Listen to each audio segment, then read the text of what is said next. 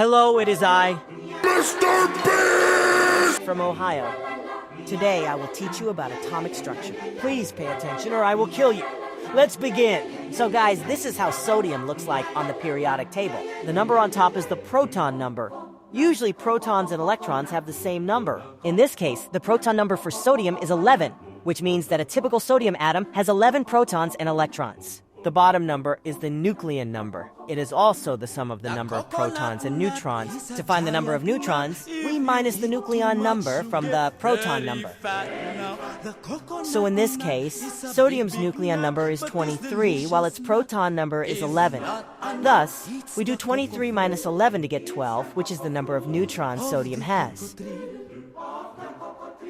From the cocoa palm family, there are so many uses of Therefore, the periodic table tells us that sodium has 11 protons, 11 electrons, and 12 neutrons. Next, we will learn how to draw atoms using dot and cross diagrams. Oh my god, guys, I just got a Mrbeast burger. Let's eat it. Yum, yum, yum! Oops, I got too carried away. Let's get back to explaining dot and cross diagrams.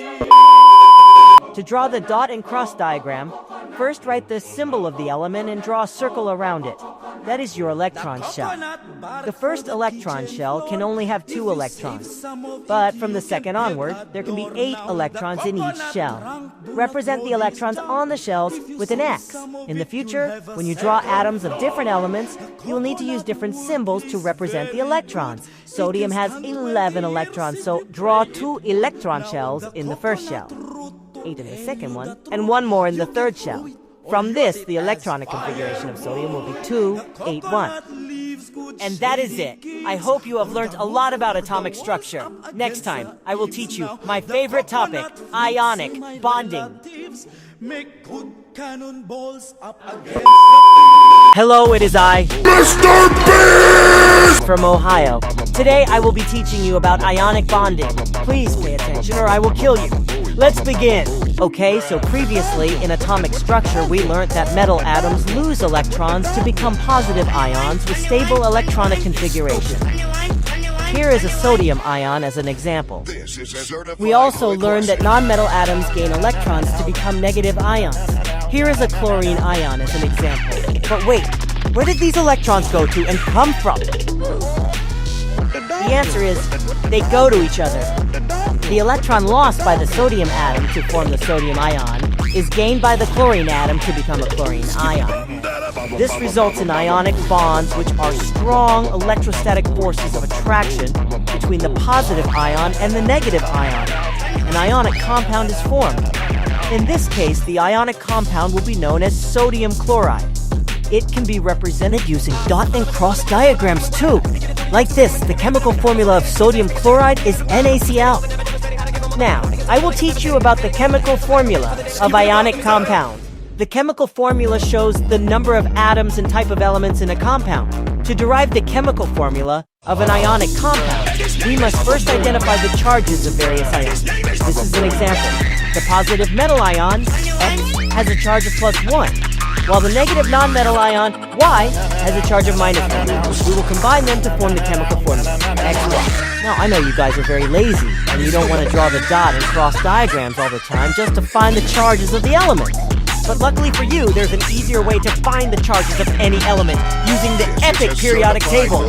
We know that in the periodic table, there are 18 groups. Well, these groups can be used for identifying charges. Group 1. Elements have a charge of +1 group. 2 elements have a charge of +2.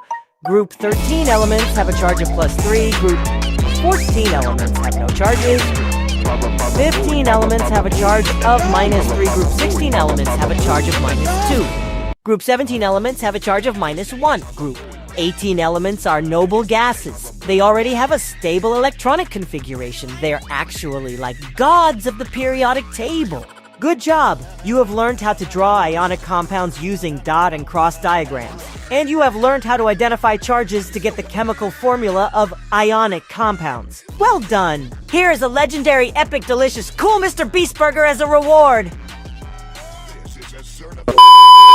Actually, I need to teach you the properties of ionic compounds too. So let's go into that. When millions of ions are held together in ionic bonds, it forms a giant ionic crystal lattice structure. This is how ionic compounds are formed. This is how sodium chloride's giant ionic crystal lattice structure looks like. Each sodium ion is surrounded by 6 chloride ions, and vice versa. Ionic compounds have really high melting and boiling points. This is because a large amount of energy is needed to overcome the strong electrostatic forces of attraction between the oppositely charged ions. Thus, they have a high melting boiling point and usually remain solid at room temperature. Also, solid ionic compounds cannot conduct electricity, as the ions are held in fixed positions in the giant ionic crystal lattice structure. This means that they are not free to carry charges. However, they can conduct electricity in the molten or aqueous state, as they are no longer held in fixed positions in the giant ionic crystal lattice structure. Thus, they are now free and mobile to carry charges and conduct electricity. That is the end of the ionic bonding lesson. I hope this video has convinced you that ionic compounds are the best and the most powerful. You don't want to be like this. This is disgusting. This is awful in every way.